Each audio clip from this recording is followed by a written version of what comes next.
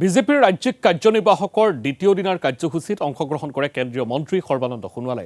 ভাষণ প্ৰসংগত দেশৰ প্ৰধানমন্ত্ৰীয়ে উত্তৰ পূবৰ উন্নয়নৰ উদ্দেশ্যে গ্ৰহণ কৰা বিভিন্ন প্ৰচেষ্টাৰ বিষয়ে সদৰি কৰিলে কেন্দ্ৰীয় মন্ত্ৰীগৰাকীয়ে। 15 দিনৰ মূৰে মূৰে প্ৰধানমন্ত্ৰীয়ে আমাক উত্তৰ পূবলৈ আহিবলৈ কয় আৰু তাৰ প্ৰতিবেদন বিচাৰে বুলি মন্তব্য সৰ্বানন্দ সোণোৱালৰ।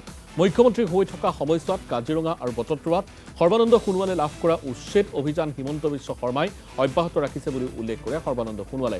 পূৰ্বতে অসমত বোমা বিস্ফোৰণ হৈছিল, যাৰ বাবে অসমলৈ মানুহ আহিবলৈ ভয় কৰিছিল বুলিও মন্তব্য কেন্দ্ৰীয় মন্ত্ৰীগৰাকীৰ।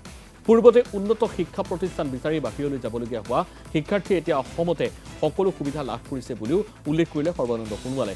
ভাষণ প্ৰসংগত কংগ্ৰেছকো ক্ষুৰ্ধাৰ সমালোচনা সৰ্বানন্দ সোণোৱালৰ। আগন্তুক বিধানসভা নিৰ্বাচন সন্দৰ্ভতো মন্তব্য সৰ্বানন্দ সোণোৱালৰ। 2026 নিৰ্বাচনক লৈ একো অসুবিধা দেখা নাই, কিন্তু অত্যুৎসাহী হ'লে নহ'ব।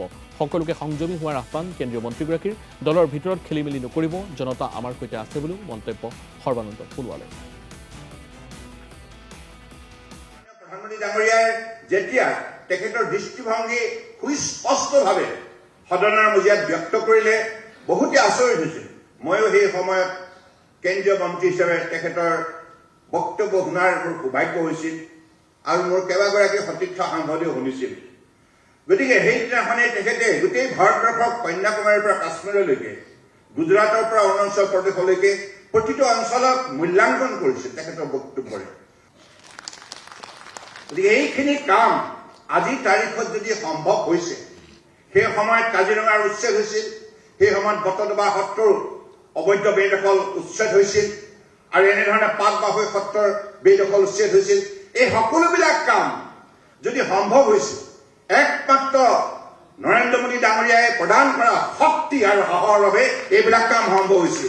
আৰু আজিও ডক্টৰ হিমন্ত বিশ্ব শৰ্মা ডাঙৰীয়াই এই কাম নিৰন্তৰভাৱে আগুৱাই নিবলৈ সক্ষম হৈছে। আপোনালোকে সদায় যিকোনো ঠাইত কথা ক'লে কংগ্ৰেছৰ এই ঘৃণনীয় ইতিহাসৰ কথা ব্যাখ্যা কৰিব। আমাৰ বহু বক্তাই বক্তব্য দিয়ে, মই দেখিছোঁ কংগ্ৰেছৰ বিৰুদ্ধে তেখেতসকলে সমালোচনা নকৰে। কাৰণ কংগ্ৰেছে অসমক বা উত্তৰ পূৰ্বাঞ্চলক যিমান অন্যায় কৰিলে যোৱা 60 বছৰে, এই কথাবিলাক উঠি অহা প্ৰজন্মক মনত পেলাই দিব লাগিব। তেখেতসকলে অসম আন্দোলন দেখা নাই। এতিয়া বৰ্তমান যিসকলে হায়াৰ ছেকেণ্ডেৰী পঢ়ি আছে, ডিগ্ৰী পঢ়ি আছে, তেখেতসকলে অসম আন্দোলন দেখা নাই।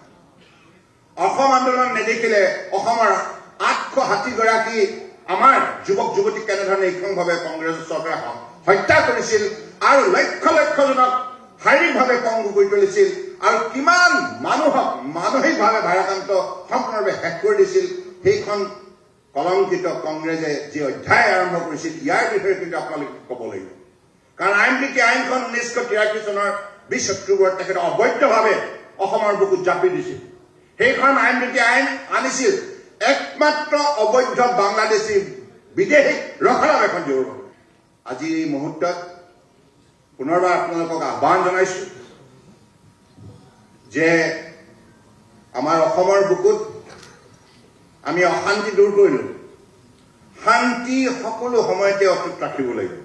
এটাই কথা শেষত ক'ব বিচাৰিছো যে আমাক তেখেতে দুৰ্নীতিমুক্ত অসম গঢ় দিবৰ বাবে নিৰ্দেশ দিছিল আৰু সেইবাবে 2016 পৰা 2025লৈকে নিৰন্তৰভাৱে দুৰ্নীতিৰ বিৰুদ্ধে অভিযান চলি আছে। আৰু আপোনালোকে জানে APSC সংস্কাৰ কেনেধৰণে হৈছিল। গতিকে APSC সংস্কাৰ কৰা হৈছিল শূন্য সহনশীলতা দুৰ্নীতিৰ বিৰুদ্ধে। গতিকে আজি সেই যাত্ৰা বৰ্তমান সময়লৈকে ডক্টৰ শৰ্মাৰ নেতৃত্বত অব্যাহত আছে। গতিকে প্ৰদূষণমুক্ত অসম, মাননীয় প্ৰধানমন্ত্ৰী ডাঙৰীয়াই প্ৰদূষণমুক্ত ভাৰত নিৰ্মাণ কৰিবৰ বাবে ভাৰতবৰ্ষৰ জনগণক বিশেষভাৱে বৰঙণি আগবঢ়াবলৈ তেখেতে আহ্বান জনাইছে। আমি সকলোৱে এটা টিমৰ মানসিকতাৰে আগবাঢ়ি যাব লাগিব আৰু 2026ত মইতো দেখাত একো অসুবিধা মই দেখা নাই, তথাপিও আমি অত্যুৎসাহী হ'ব নালাগে, নহয়নে? আৰু ৰাইজে, মই যিমান ৰাইজক পাইছোঁ বিভিন্ন ঠাইত, ৰাইজেতো কৈছে কামখিনি ইমান ভালকৈ হৈছে, শান্তিও হৈছে, গতিকে অসুবিধা নহ'ব। কিন্তু আমি এটা কথা মনত ৰাখিব, আমি যাতে আউল নলগাওঁ দলৰ মানুহখিনি দেই। সংযত আৰু সংযমী হ'ব লাগিব। জনসাধাৰণ ঠিকে আছে, কিবা খেলি মেলি হ'লে কিন্তু আমাৰ মাজতে হ'ব, সেইটো নকৰিব দেই। মই একদম আপোনালোকৰ ওচৰত অনুৰোধ